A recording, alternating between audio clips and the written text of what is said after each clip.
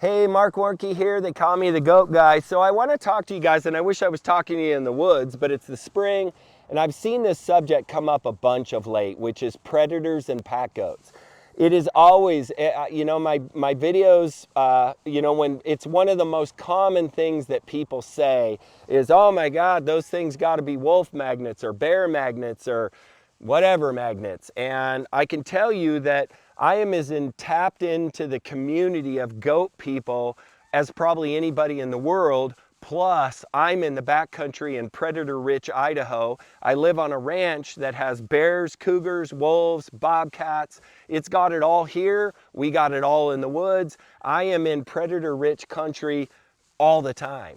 And I can tell you, number one is the assumption is that they would attract predators. And I can tell you with confidence after 6,000 trail miles and over 12 years of packing into the backcountry in Idaho, I have only had one issue ever. It was my very first year when I didn't know what I was doing and I was still super naive. And my bright idea at that time was to put an electric fence up around my goats while I was out hunting elk. And I figured it would keep the predators out and the goats in, and I left them, and I came back and a bear had chased them through the fence. Luckily, I relocated them, and so nobody got hurt or lost, but that has been my only occurrence. So since that day, I've always just said it's my obligation to always be with my goats. And that would be your obligation, in my opinion, as well. If you're gonna run pack goats, you cannot leave them in camp.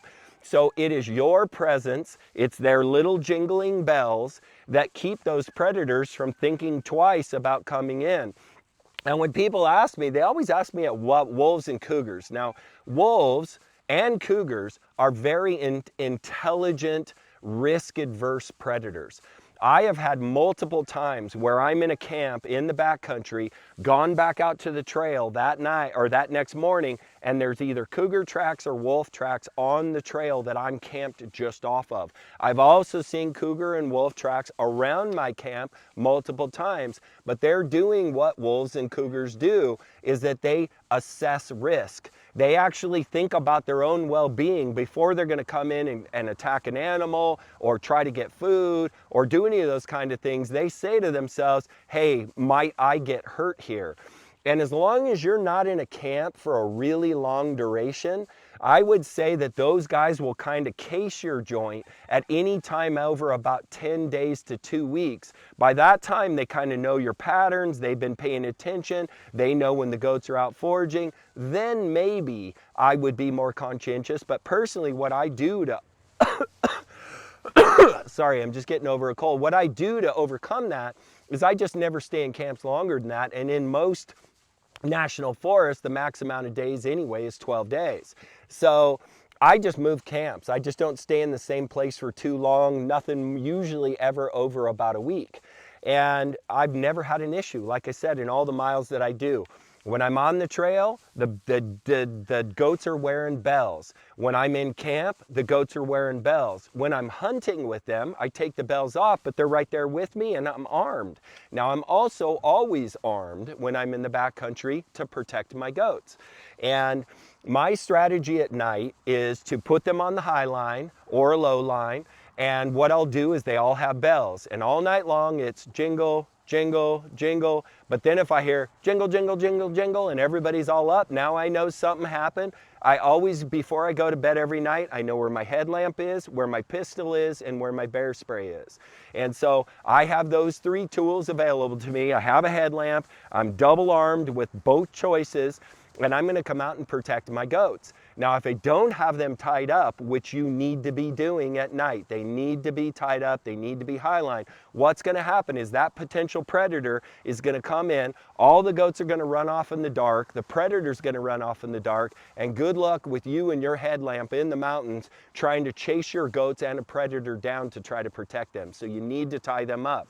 The other thing is I always keep my goats about 20 yards from me. 20 yards is the perfect amount of distance, so I'm not listening to them burp all night, because the process of rumination, they're burping, they're pawing out beds, they're making noise, they keep me awake.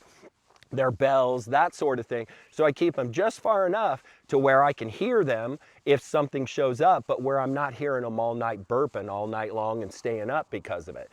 So that's kind of my strategy in camp. On the trail, I always run bells, and I have just never had an issue. And I think of anybody that I know, I would be the one to have an issue. And in all my years of paying attention to the pack goat community, I have only had 2 occurrences that I know of from other goat packers, and I think I'm hearing about more of the community information than almost anybody else.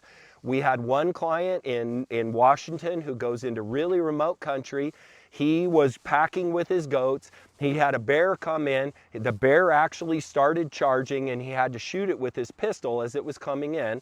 And then Callie Russell, who is that super bitchin' lady that was on alone and is a very dear friend of mine. She actually had a long-term camp one time where a mountain lion came in and attacked one of her goats, and she actually saved that goat by having a pistol and coming out and protecting it. But again, that was a super long-term camp.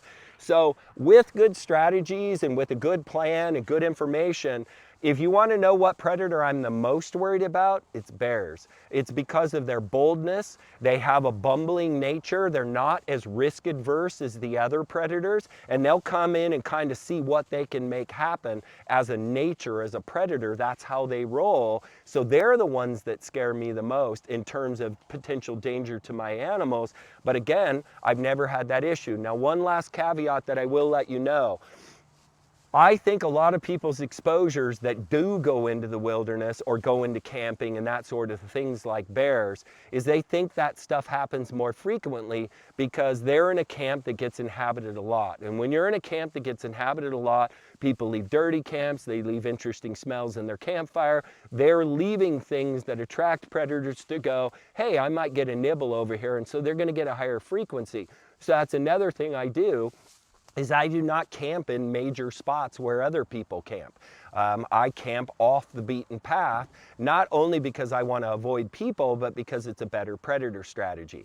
So I hope that gives you a bunch of information that will be valuable to you in terms of your predator strategy, or if you're just that person who makes the assumption that tons of people do, that somehow they're this predator magnet.